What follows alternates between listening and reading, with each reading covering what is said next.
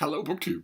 I've got a tiny bit of residual mail for you here on a sunny spring day here in Boston, starting with, there's a periodical, there's a book that I opened, there are a bunch of books that I opened, but I grabbed one for this video, and then there's a bunch of boxes. I grabbed one of those as well, so this won't take 40 minutes, we'll just do one of each. So the periodical is the TLS, the Times Literary Supplement, the greatest literary review in the world. And every TLS has points of interest for me, one thing or another that will be of interest. Sometimes it's the natural thing that's of interest if you are a book critic, which is looking to see if a critic in this issue of the TLS has reviewed something that I have also reviewed. And did they maybe come to radically different conclusions? But another thing to note is whether or not a book under review is something that I want. Just as simple as that. Just as simple as that. Is it something that I want? And I found both in this issue. And also there's, of course, the letters column. The one that I want is there's a new big 850-page volume of the Letters of Seamus Heaney, edited by Christopher Reed. It's out from Faber now at £40. I don't know what the likelihood is that will get an American edition anytime soon. Maybe next year. I don't know. It's a very long review and wonderfully done. The review is by Seamus Perry, and it did what it was supposed to do. It intrigued me about the book without trying to sell me on it, so that by the time I was done with the review, I very much wanted the book. So I'll have to hope that shows up. Then, here, before I get to the letters column, get to very annoying. there are a bunch of annoyances in here. There's a very annoying review. The review is by Jan Maculson, and the review is not annoying. The review is the exact same reaction to the book that I had. It's the book that's annoying. The book is They Flew, A History of the Impossible by Carlos Eyre, who did a great book about the Reformation that I loved. I've sung its praises on this channel and recommended it to lots and lots of people. And this new book of his, you can see there is the exaltation of, who is that? St. Joseph of Cupertino? But the book by Eyre is about people in the past who have flown. Humans who have flown, who have levitated. And that's a fascinating subject for historical study, certainly. Why people would think that, how they could convince whole crowds that they did it, what kind of money they might have built from those crowds for convincing that they did it, and all of that I'm interested in reading. What I am not interested in reading is the thing that I am now going to get in 2020, in the 21st century, when the university is offering courses on magic. Not on the study of magic, but on how magic is done. And where if you say magic is not done because magic isn't real, you are immediately branded as a racist, sexist colonizer. And the same thing, I don't really care how wry or, laughing behind his hand clever Eyre is in this book. The premise of this book is that these people did fly. Humans can't fly. So when you start a book and it opens its arguments by saying that merely donning scuba gear causes fatal heart attacks, and that simply isn't true, where do you go with the book, even by a historian you really like? St. Joseph of Cupertino did not fly. No human has ever flown unaided by technology. Just flatly. And we are raising an entire generation of people, and academia is helping raise an entire generation of people who say, I don't know about that. Science, really? Really? I guess this is what decolonializing looks like, right? For me to tell you that maybe they did fly. And just because you're white doesn't mean they couldn't fly. Fortunately, the reviewer takes the book to task, which is great, but it's falling on deaf ears. I am 100% certain that within, decade, college undergraduates will be asked on their exams whether or not they have any magical powers. That's my problem with the book. And I would have been really, really irked if a reviewer in the TLS had not seen that. There's no way to go forward in a book that says, well, I'm not studying the meta-phenomenon of saints and mystics flying in the human past. I'm studying that they did it. They didn't do it. They didn't do it. It didn't happen. philosophical naturalism is not colonialism. Okay, there were no such things as vast connections of interlibrary loaning universities in sub-Saharan Africa 1,000 years ago. They did not exist. They did not exist. It's not that their histories have been ignored by historians. They didn't exist. That didn't happen. Humans were not ever able to fly. Then we have also a quick response from the lovely countryside of Kent about the fine-tuning argument, which is always a lot of fun. When Richard Swinburne, reviewing Why, The Purpose of the Universe by Philip Goff, says that, quote, it is extremely improbable that life would evolve unless the universe were fine-tuned for this, close quote, implying that there must be some sort of Wizard of Oz god doing the fine-tuning, he fails to recognize that an extreme improbability is not an impossibility. Swinburne is most sophisticated apologist for theism, but as Hermann Philipse has shown in his book God in the Age of Science, the fine-tuning argument that Swinburne uses for the existence of God, a variation on the cosmological argument, does not work. As the author wittily remarks, quote, it is as absurd as if a fly residing in the Palace of Versailles thought that the palace was built especially for it. And I would second that and also enormously amplify it, because a fly that makes its way into the palace at Versailles could live to old age on the accidental detritus that it can feed on in the palace of Versailles. It could live there. So a fly would be marginally, partially justified in thinking that, whereas to find the so-called fine-tuning argument is much, much worse than that. It's not that it doesn't work. It flies in the face of normal common sense, which I guess is what we're talking about here, since it could fly in the face either metaphorically or, according to Carlos Ayer, in real life. It could actually get up and fly into the face of common sense. The fine-tuning argument is absolute nonsense, unless you're going to say that human beings are the only organisms affected by gravity, or that can see in the visible spectrum of light, or that are killed by radiation unless they're shielded from it. They're not. They're not the only things that are able to do that. So it's not that any of those things were made for humans. And the thing falls apart on a far more basic level. Give yourself the superpowers that Carlos Ayer thinks you have, and fly, what, do I want to say a mile? Even 100 yards. Fly 10 meters in any direction from where you're sitting. We could say a mile. A mile is infinitesimally small compared to the whole universe. Let's say a mile. Use your superpowers that Carlos Ayer, the tenured historian, thinks you have, and fly 100 miles, or 1 mile, in any direction from where you're sitting right now. Of course, don't use the bias of flying up. I mean any direction. If the universe is fine-tuned for human life, then any direction should do just fine. So fly a mile in any direction. You will almost certainly die as a result of doing that. You fly a mile up, you're going to die. If you stop flying, you're going to fall. And if you don't stop flying, you're going to freeze to death. Fly a mile in any direction flat laterally from you, you're almost certainly going to end up inside a rock, on top of a mountain, in a lake or a river. You fly anywhere below your azimuth and you're going to be in solid rock. You'll die instantly. Magnify that by the cosmos. The minute you leave the atmosphere of Earth, the minute you leave Earth's shielding electromagnetic field, you're baked and charbroiled instantly. And those electromagnetic fields are rare. They are less than 1/1,000,000th of 1% of the matter in the universe. Anywhere you go, you're going to die instantly. That's not fine-tuning. But that's just one letter. We'll finish up with another letter, which is tragic in its own right. There was an article in an earlier TLS about Peter Singer reviewing reissued updates of a couple of his books that deal with his outlook on the worth of living beings and their ability to suffer, and the utilitarianism behind that. Of course, you've got to put an ism on it.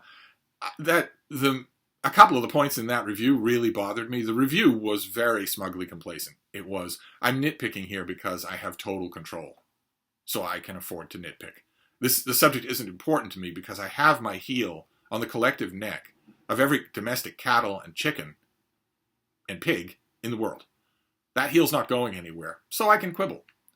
It bothered me, but I didn't write in. I didn't do anything. But somebody else wrote in from Lafayette, Indiana. And unfortunately, it's not the kind of quibbling that I would have done, because the person did not write in English. Because Peter Singer has been adopted by philosophers, philosopher bros. No need to look at the signer of this letter to know that it's a man. Probably an academic, probably tenured, probably teaching philosophy. And here, unfortunately, is the letter. In Simone Gubler's review of 2 books by Peter Singer, she informs us that what is ultimately wrong with the act utilitarian ethos is that it leaves little space for individuals' happiness.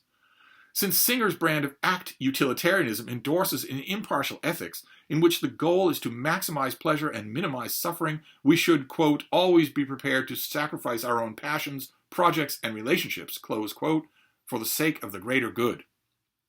However, act utilitarianism does have the resources to accommodate an individual preference.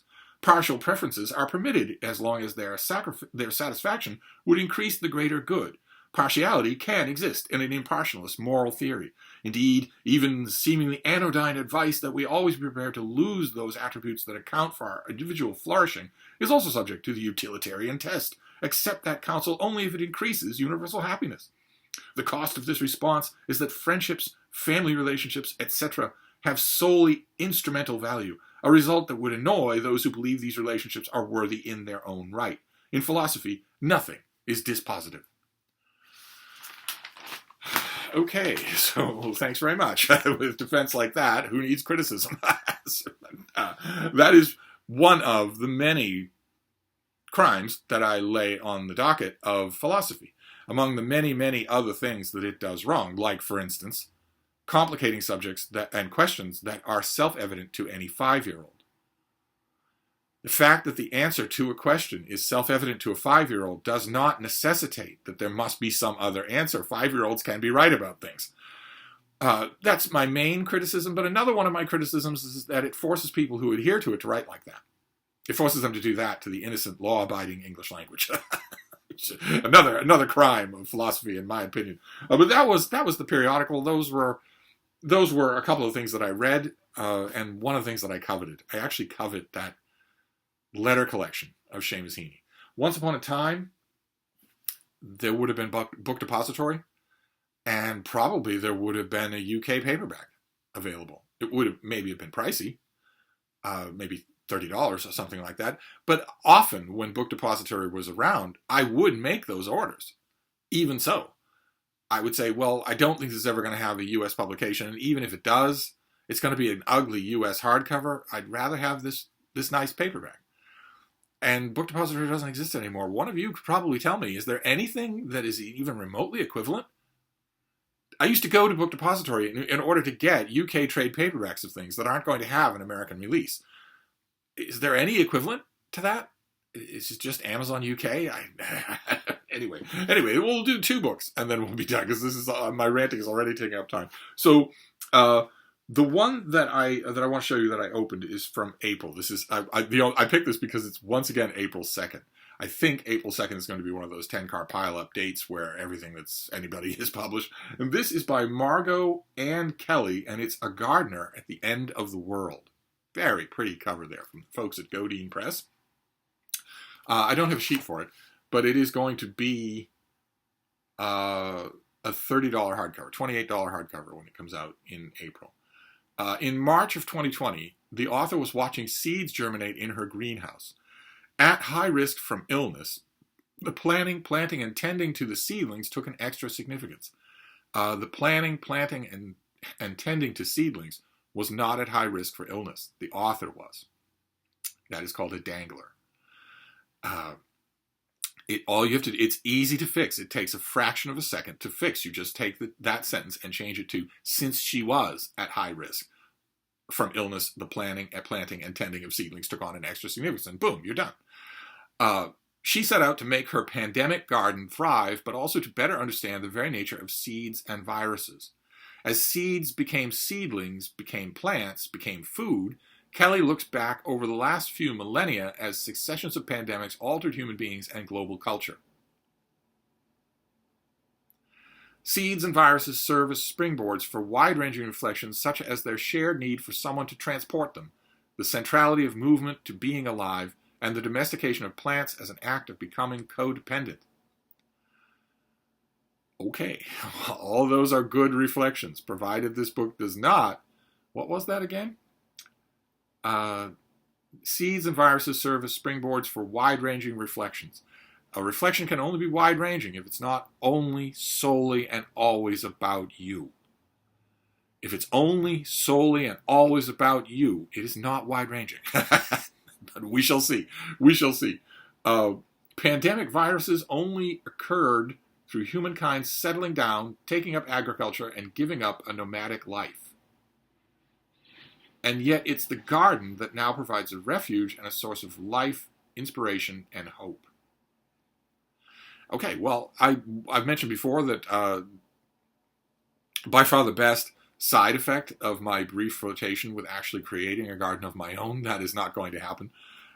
It's especially not going to happen now that I've done a vague indoor equivalent. I have 4 houseplants, and the worst outcome imaginable has happened because of them. I haven't got houseplants for 80 million years because I thought they would just instantly die.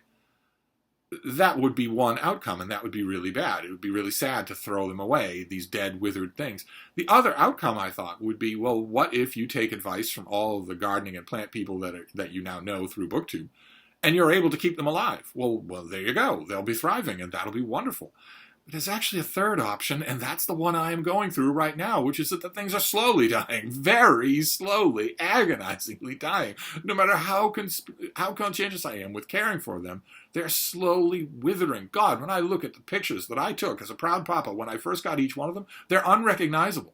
The plants that I have on the shelf right now are unrecognizable. They're bare, stringy little things, and I can't help but think that sooner or later, it'll actually be later, they will just simply wither away until they're dead, which is a horrifying experience. That's much, much worse than them dying instantly when I get them. So I am not going to be a plant cultivator of any kind, in pots, in hydroponics, in the soil, at all. But that experimentation did acquaint me with the gigantic body of gardening literature. And I came to love it. Really, really love it. You could easily fill a bookcase with the stuff that's just truly fantastic, whether you're a gardener or not.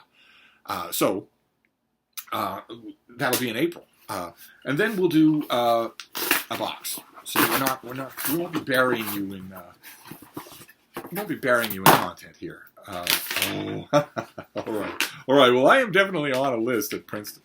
The great folks at Princeton University Press come out with large, beautiful illustrated natural history guides.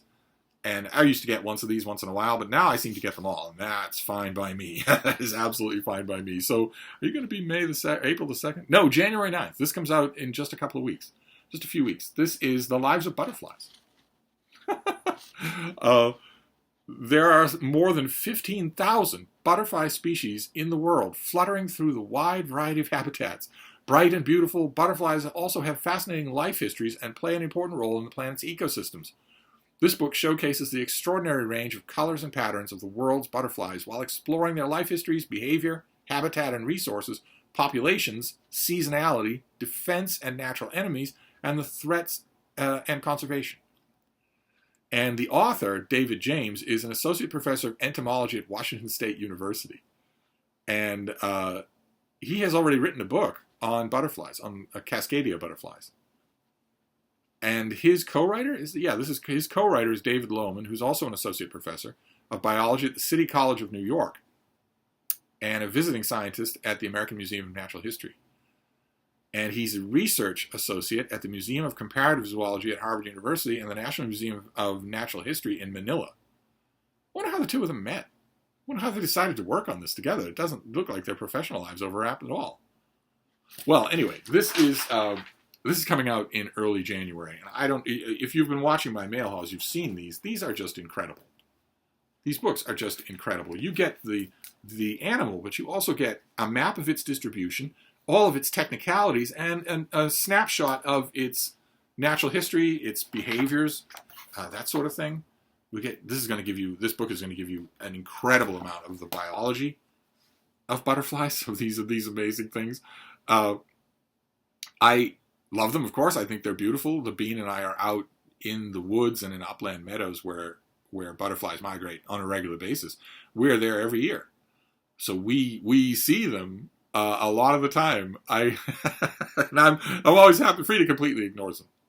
They don't do anything that triggers her interest, so she might as well not be able to see them.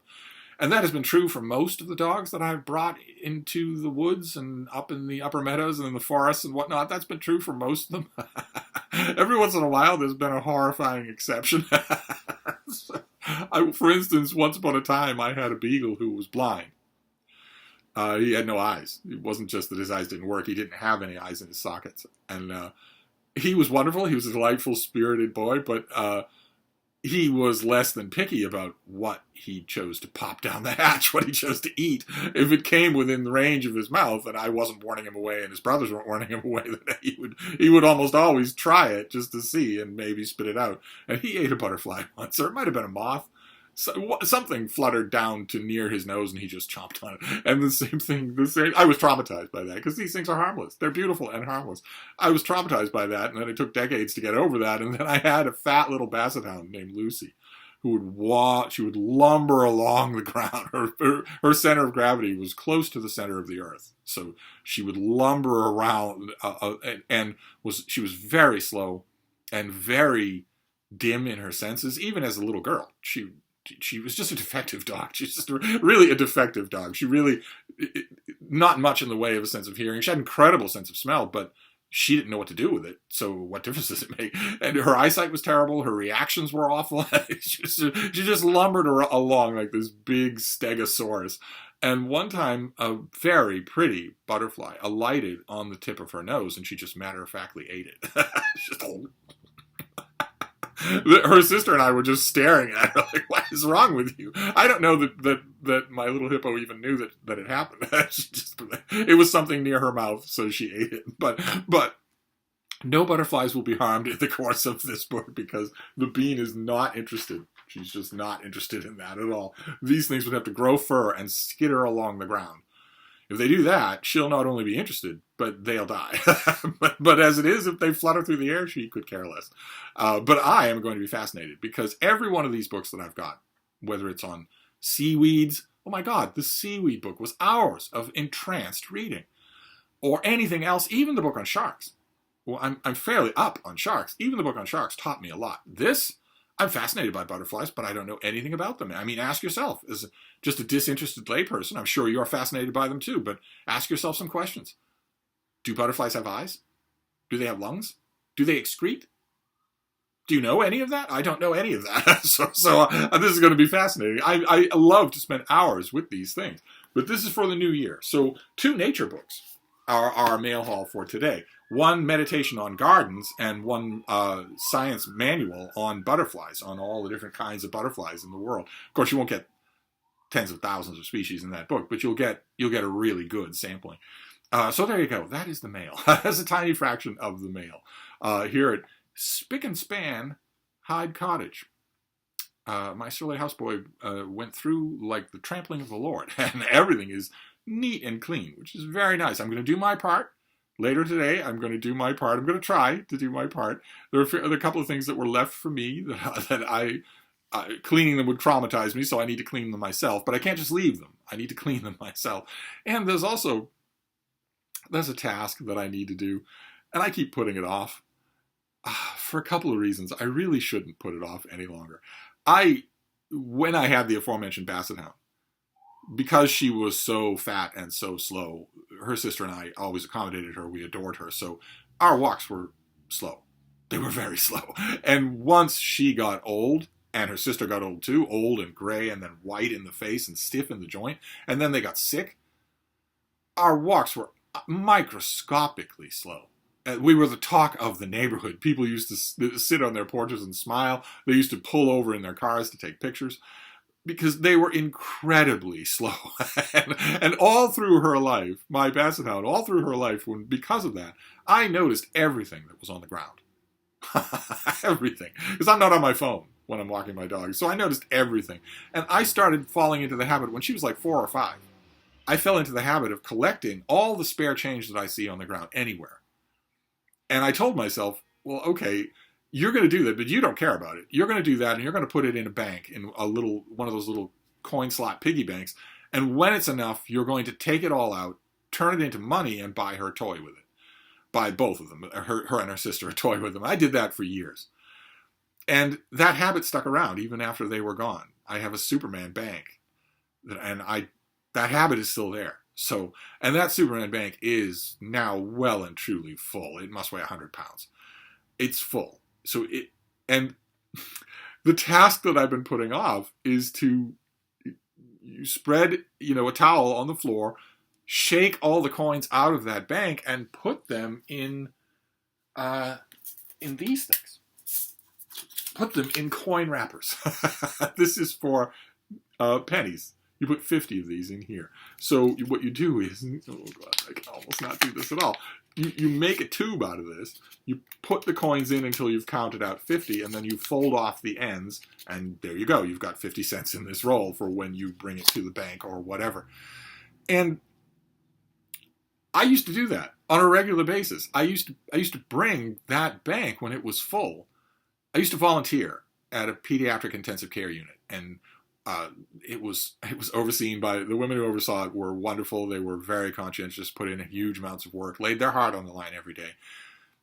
And of course, it was their baby. The program was their baby to bring people in to volunteer with these kids, so they were protective of it and had all sorts of prescribed activities. Here's a list of things that you can do.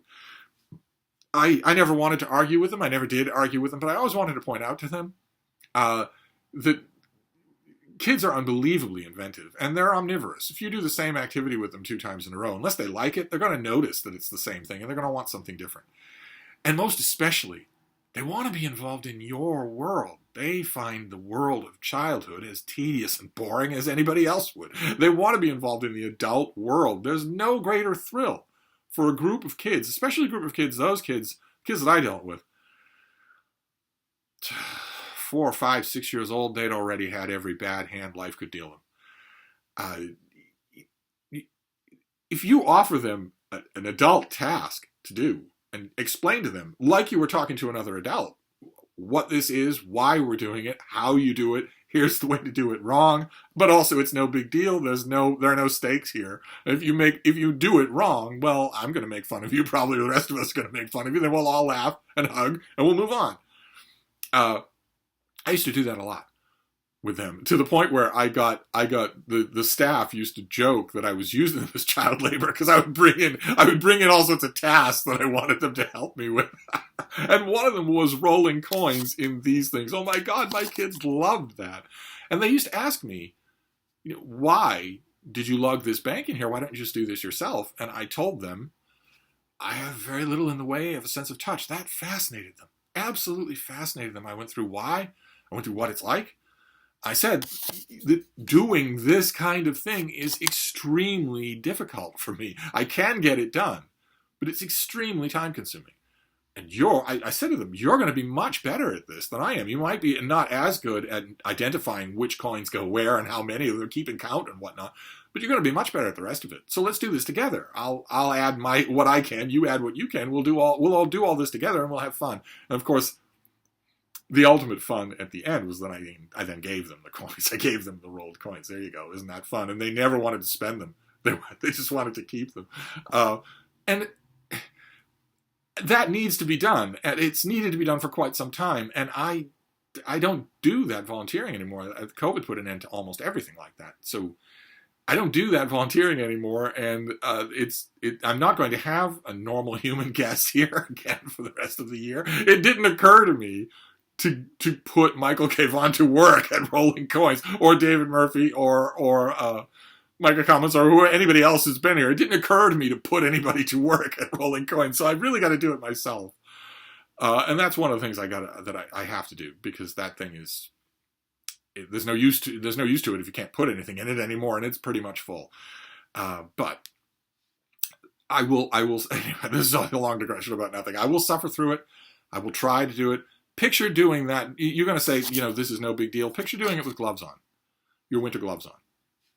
Picture doing it that way. You'd still be able to do it, but it would take you 3 times as long, and it would be very frustrating. That's basically what it is for me. Maybe not winter gloves. Maybe maybe rubber dishwashing gloves. Still wouldn't be easy for you. I will do it, and the reward that I will have, I can't give these things to the kids anymore, so what my reward will be that when I'm done, I will use that money at the Brattle Bookshop. So I will bring rolled coins to the Brattle Bookshop and hope, I'll just beg and plead for them to take them. It's still legal tender, and I am well known as a problem customer. Anyway, I'm going to wrap this up for now. That's a kind of mail and who knows what else, but I'll be back. Thank you, BookTube.